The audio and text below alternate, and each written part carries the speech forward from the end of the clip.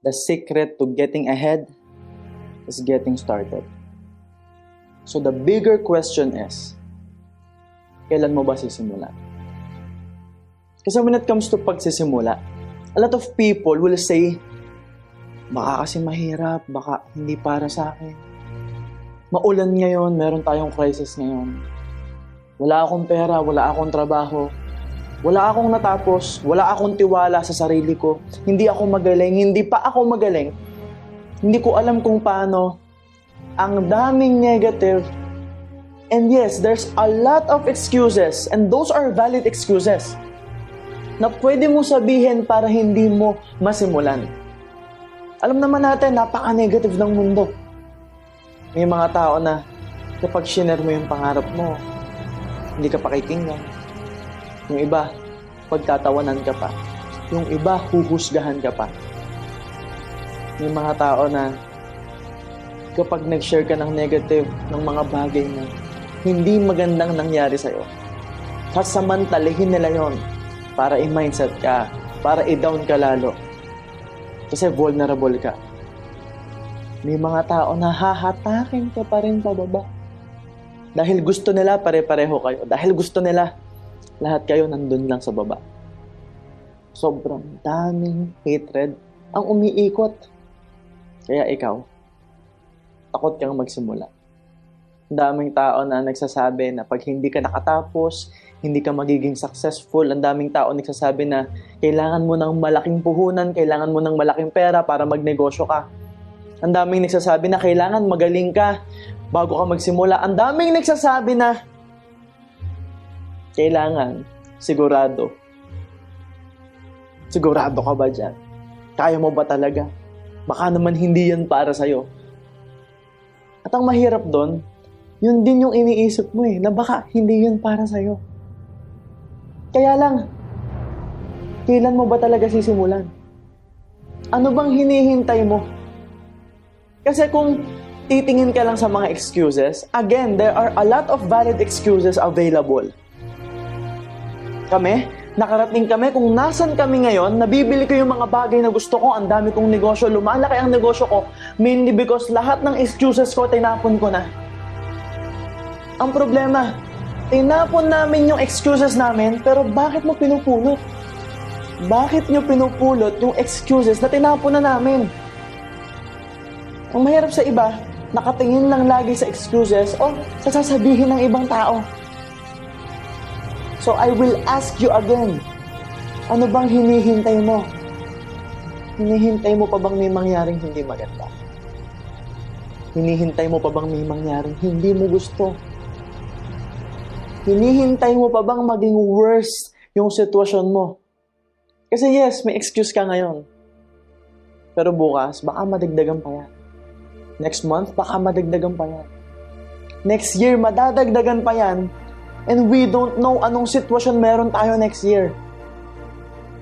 Yes, wala kang pera ngayon. Yes, hirap na hirap ka ngayon. Yes, mahirap ka ngayon. Pero hindi ka pa ba nagsasawa sa buhay na mahirap? Hindi ka pa ba nagsasawa na lagi ka na lang hirap? Na lagi ka na lang pagod? Na hindi mo ginagawa yung gusto mo? Na nagtatrabaho ka para sa ibang tao? Hindi ka pa ba napapagod maging insecure na lagi ka lang nakadepende sa ibang tao, na lagi kang nakikinig sa sinasabi ng ibang tao, na lagi kang nasasaktan pag meron kang naririnig kahit hindi naman talaga para sa'yo? Hindi ka ba napapagod maging malungkot dahil wala kang pera, dahil hindi mo nagagawa yung mga bagay na gusto mo, dahil hindi mo rin matulungan yung pamilya mo, yung magulang mo, yung anak mo, yung mga kapatid mo? O baka pati sarili mo hindi mo kayang tulungan? Hindi ka pa ba napapagod na lagi ka na lang tinatapakan ng ibang tao? Na lagi na lang may nagsasabing hindi mo kaya yan, hindi ka para dyan, hindi ka magiging successful? Hindi ka pa ba napapagod na lagi ka na lang nasa sidewalk, tumitingin sa magagandang kotseng dumadaan, tumitingin sa magagandang sasakyan na dumadaan, at sasabihin mo sa sarili mo, okay na sa akin tong buhay ko. At sasabihin mo sa sarili mo, pipilitin mong kumbinsihin yung sarili mo na okay lang yan. Hindi ka pa ba nasasawang mainggit na lagi na lang Naiinggit ka sa resulta ng iba na bakit mas confident sa'yo yung ibang tao. Tandaan mo, hindi ka makakaalis kung nasan ka ngayon kung hindi mo sisimulan. When life is this, and we want this. Lahat naman tayo gusto to eh. Lahat naman tayo pinapangarap to. We all fantasize about achieving our goals and dreams. We all fantasize of being successful. Kaya lang, ito tayo eh. The problem with most people is, ito yung buhay, ito yung gusto, this is what we want, hinihintay bumaba, hinihintay bumagsak, hinihintay pa yung sitwasyon na sagad na siya bago mag-take ng action. At kapag umakyat na ulit dito, tumitigil na. Kasi nasa comfort zone na ulit. Nandun na tayo sa bagay na nakasanayan na natin. Ever wondered why may mga ibon na pwede silang pumunta kahit saan kasi may pakpak naman sila? Pero bakit hindi nila yung pinupuntahan? Bakit nag-i-stay lang sila kung nasan sila? And I want you to ask yourself now, ikaw na tao, ikaw na may unlimited potential, bakit ka nag-i-stay kung nasan ka lang? Hindi ka naman puno. Bakit ayaw mong umalis sa sitwasyon mo? Paulit-ulit mong sinasabi, pagod ka na, hirap ka na, ayaw mo na. Sawang-sawa ka na. Pero ayaw mo naman lumipad. Ayaw mo namang umalis. Because I am here to tell you, pwede kang umalis. Pwede kang maging successful kung sisimulan mo ngayon. And let's just say sinimulan mo na. Let's just say naglakas ka ng loob. Sobrang excited ka. You have this grand vision of what you want to achieve in your life. Meron kang nakikitang future para sa sarili mo.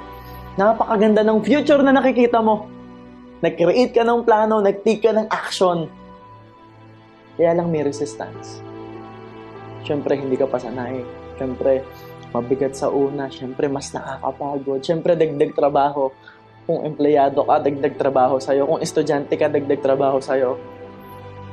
Tapos, napakaraming rejections. Napakaraming failures. Napakaraming mong pagdadaan.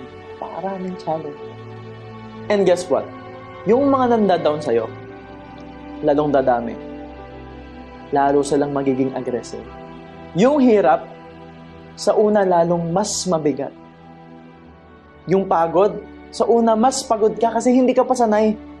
Yung inggit, minsan lalong mas lumalalim kasi nakikita mo yung iba na parang ang bilis nilang mag-move forward, parang ang bilis nilang maging successful, parang ang bilis nilang makuha yung mga goals nila.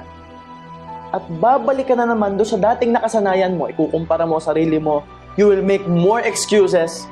And since sobrang bigat at sobrang hirap, that's when people quit. Doon sila hihinto, doon sila titigil, at wala ring mangyayari. So when you start, you have to continue.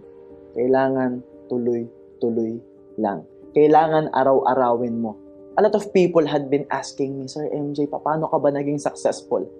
And the best answer I can give you is, araw-araw, minuto, oras-oras, wala akong ibang iniisip kundi, paano ba ako makakarating? Anong gagawin ko? Anong pwede kong gawin? Paano ako mag-i-improve? Everything is connected to what I want to achieve.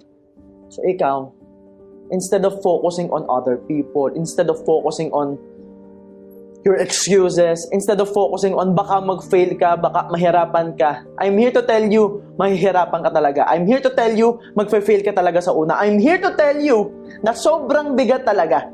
So huwag ka nang mag-focus doon. I want you to focus on yourself. What do you really want? Answer that question. Who do you want to become? Ano yung future na gusto mo para sa sarili mo? What do you really want? Ano yung gusto mo talaga? And why? Bakit? Para saan? Para kanino? It is very important that when you start, you are focused on your goals.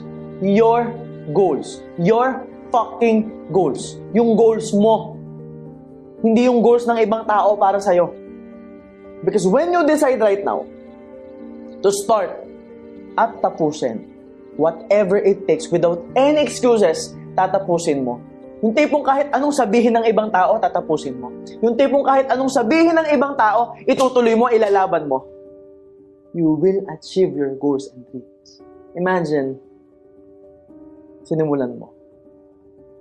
See yourself in the process of achieving your goals. See yourself starting a career.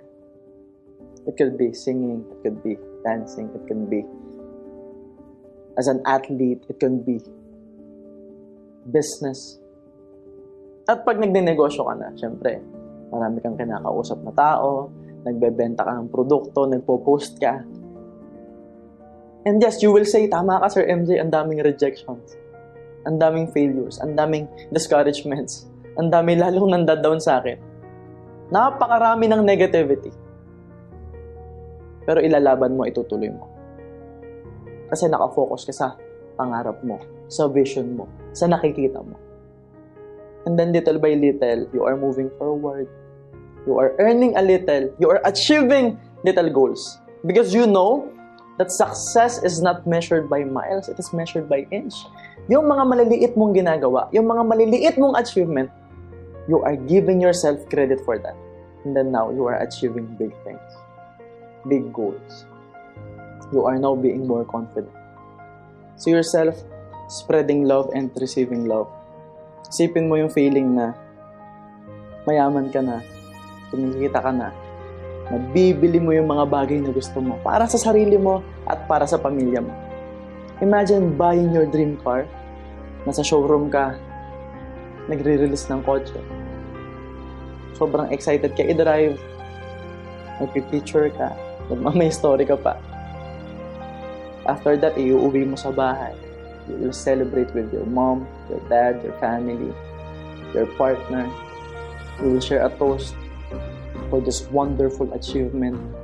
And little by little, hindi alam ng magulang mo, hindi alam ng anak mo, bumili ka na pala ng lote.